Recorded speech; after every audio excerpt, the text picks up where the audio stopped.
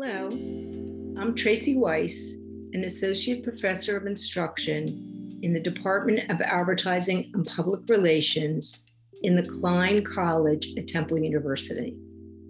I've also been a consultant in leadership development to numerous international and national companies.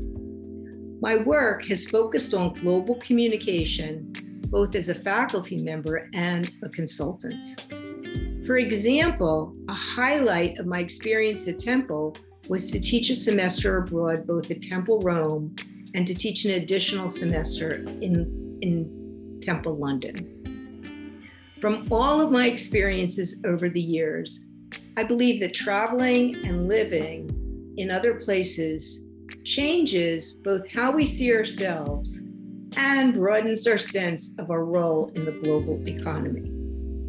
That is why I decided to make this series of short videos, which will feature students from around the world who've decided to come to Philadelphia and study at the Klein College of Media and Communication at Temple University. As you hear the stories of these students, consider similarities to your own experience that transcend nationality of the speakers, as well as sharp differences that make their experiences unique. In this first video, we're going to meet the students that I had the opportunity to speak with. What all 5 students have in common is that they're all current or former students of the Klein College. This group is diverse in their cultural backgrounds, as well as when they actually immigrated to the United States. For example, Luisa de Alexandra Soares from Brazil, Cleves Mongo from the Republic of the Congo, and Dalia Alamad from Palestine came directly to Temple, and this was their first experience living in the US. Others like Chen Yu from China and Mariana Valdez Ortiz from Mexico immigrated with their families when they were much younger and enrolled at Temple after getting a US high school diploma. I want you to meet each of these students individually so you get a sense of the initiative and drive it took to achieve their goal of studying at Temple and learning to thrive in a different culture than their country of origin. We will first hear from Luisa, who came directly from Brazil to attend Temple University and Klein College. Let's hear what she has to say. So my name is Luisa. I am currently in São Paulo, Brazil, where I was born and raised. I am a student at Temple University. I study advertising. I do have a couple of concentrations within advertising. So I study account management and international communications. And I also decided to have a minor in leadership, which is under like the PR department. And right now I'm currently in Brazil due to COVID. All right, so you grew up in São Paulo, right? Right. I was born and raised in São Paulo, Brazil. I lived here for basically the first 18 years of my life. And right now I'm 22. So I only went away for college when I was 18, which is when I went to the United States to study. That was in 2017. Yeah, I just figured out a whole new life across the continent and had a completely different experience, academic and social experience in every sense. I'm sure we're all interested in hearing what was the same and different, and what was different than you expected. I know you had made one trip prior when you were younger, but when you finally settled in here in Philadelphia, what was the same or different than what you expected? So, of course, my first time going to the United States was very different from when I went to study. So the first time I traveled to the US was actually the first time I traveled abroad, whatever. I think I was 12.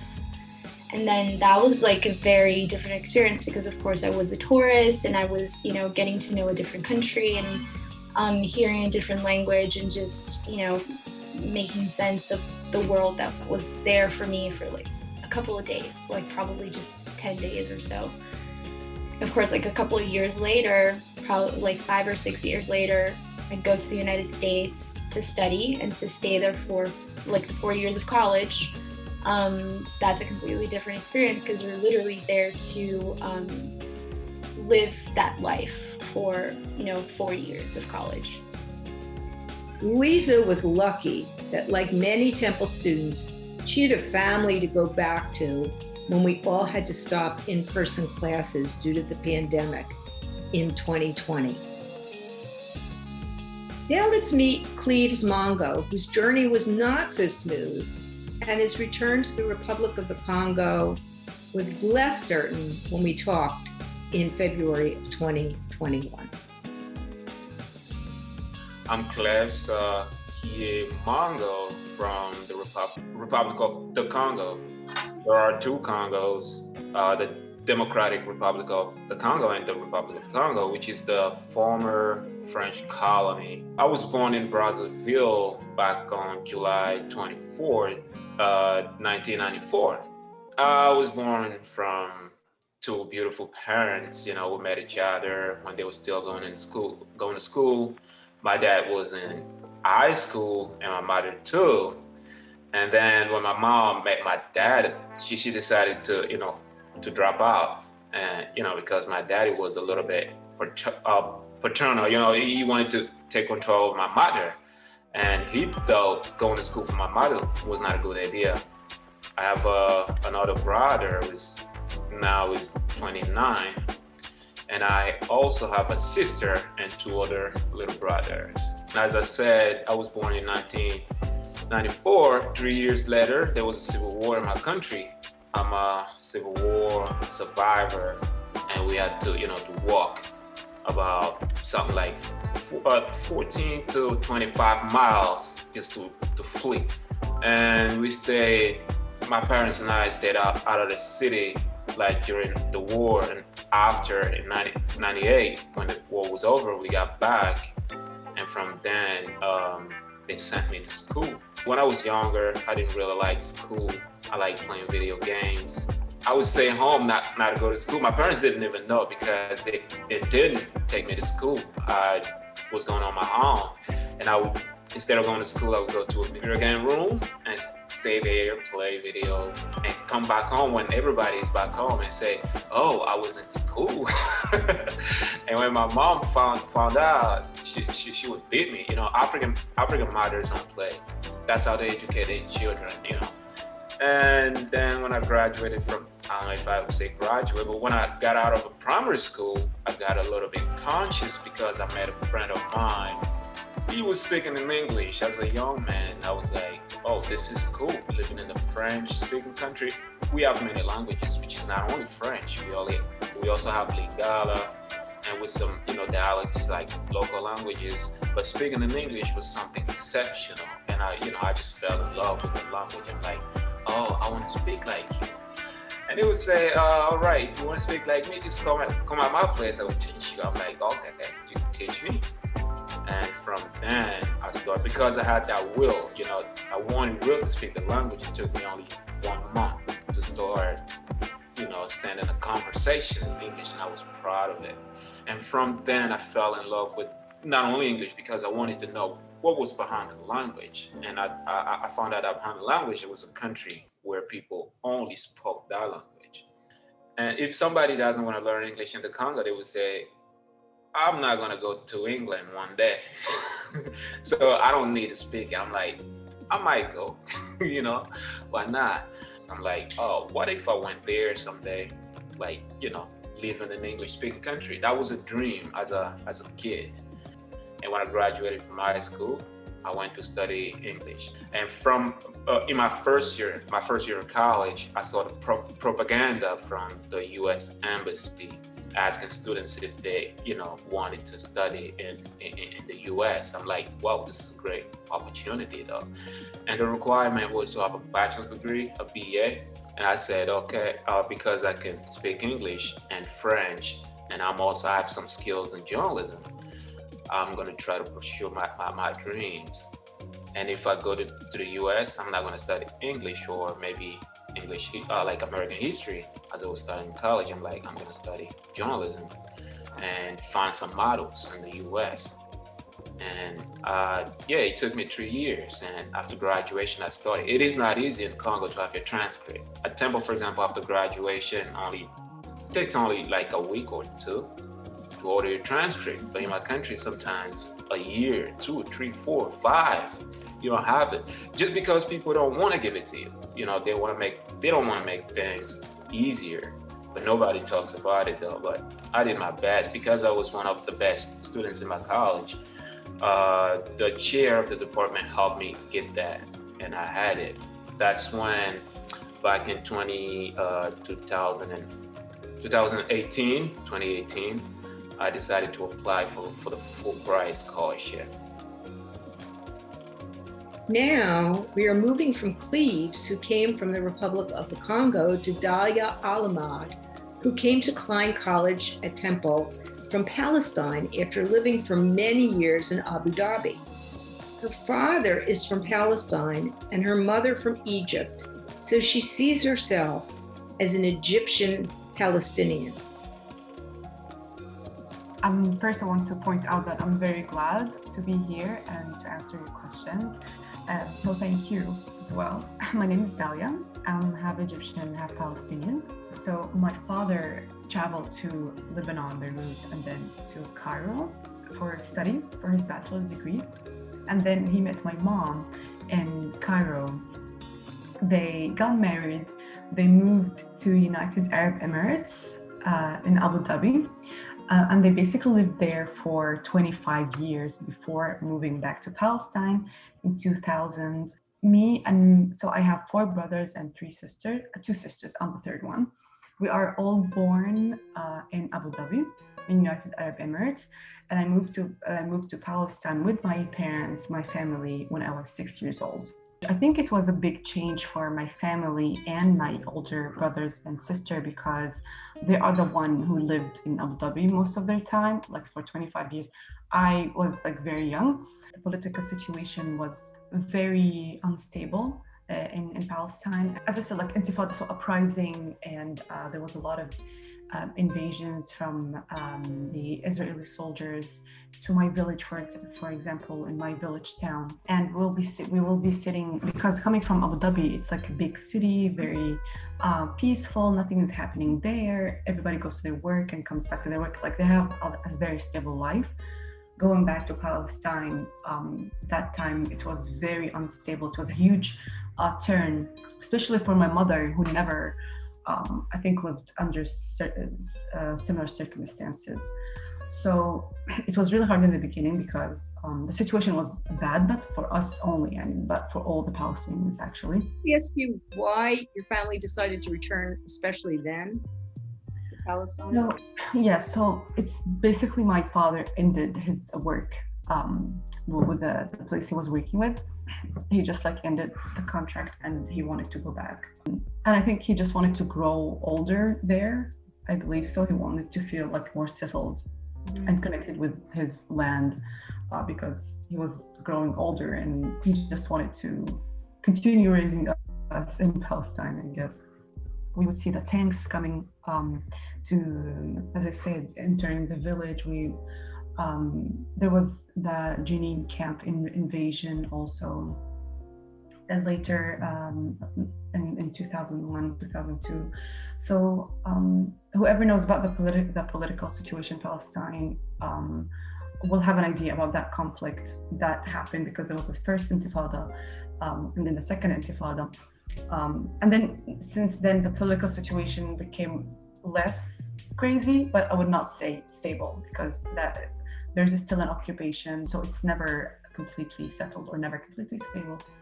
This is me. So I lived in Palestine my whole life, basically, since I was 6 years old. A Palestinian and Egyptian, so I have both cultures, I have both traditions, and influence inspired from both sides.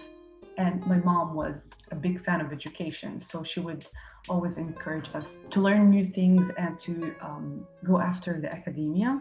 She encouraged me actually to participate in a program called Amid East.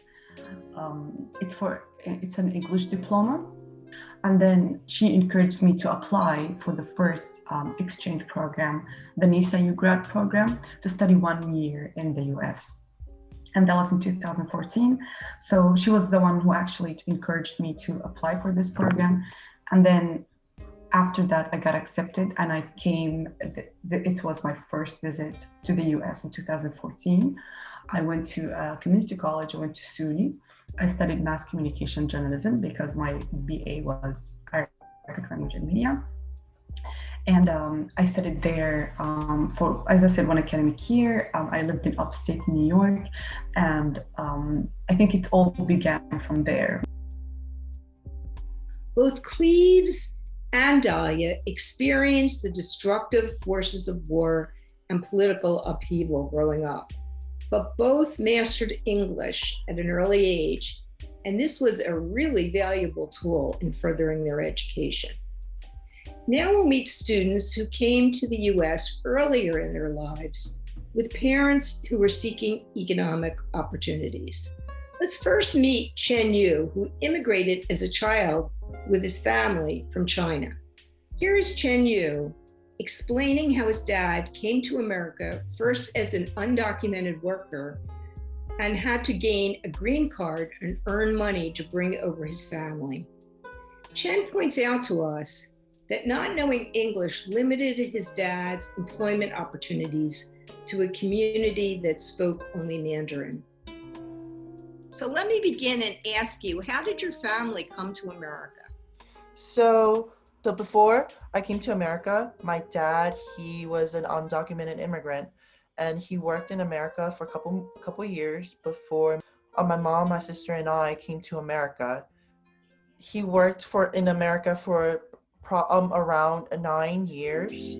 So throughout the 9 years, he's been in the court in and out to get his green card and to approve the visa for my mom, my sister, and I to come to America, like in order to do it legally instead of illegally. Jen, what kind of work did your father do when he was in China, and what did he end up doing here before he got the immigration sorted out? So back in China, my dad, he builds houses, like it's like a construction worker. So he has his own company, and then he built houses for throughout like the town and cities. And after he came to America, it's restaurant industry. So he has to become like a chef like throughout the year. It's really interesting because a lot of immigrants from China, the main job or like job field to survive is being like going to restaurant industries, opening their own restaurant or work for someone, and that's how they survive. So it's like a community, like Chinese restaurant, it's like a community. Everybody knows each other and they just work together. While Chen and his dad didn't speak English when they came to the United States, people may not have realized that to thrive in rural China, they had to speak a variety of dialects. I'm from like a really small town in China. Like people farm, and then I have to take a boat to the city when I was little. But now they have like a bridge to connect my island to the mainland China. So the main cultural differences is that back in China, like everybody knows each other, and then if my neighbor cooked something, like he or she will always bring it to my family and then share with like the kids and stuff. And in America, it's like you do your own little thing instead of like sort of like a community, like a town. You mainly do your own thing, like nobody bothers you and you just do your own thing. And another thing is cultures in China is like a lot of Buddhism, Christian, and then however in America a lot of people have their free religion, and so they can like pick or choose. And so back in China there's a lot of dialects, traditional dialects. In America is like you mainly speak English as your primary language, but in China we have traditional language in each town and each indigenous language. So I can speak 3 or 4, which is traditional Chinese, Fujianese, Cantonese, and Sichuanese. My town is close to other province that can speak different language. And then if you live in China, you have to know different language because old people and people who's not really well educated, they don't know Mandarin. So in order to talk to them or speak to them, you have to know the traditional dialect, which is that a lot of old people, like elderly, use. Chen was 8 when he came to the US and had to learn English, being bullied in middle school for being different. What was the hardest part about starting to go to school here? It's mostly English language, and the culture-wise, it's food.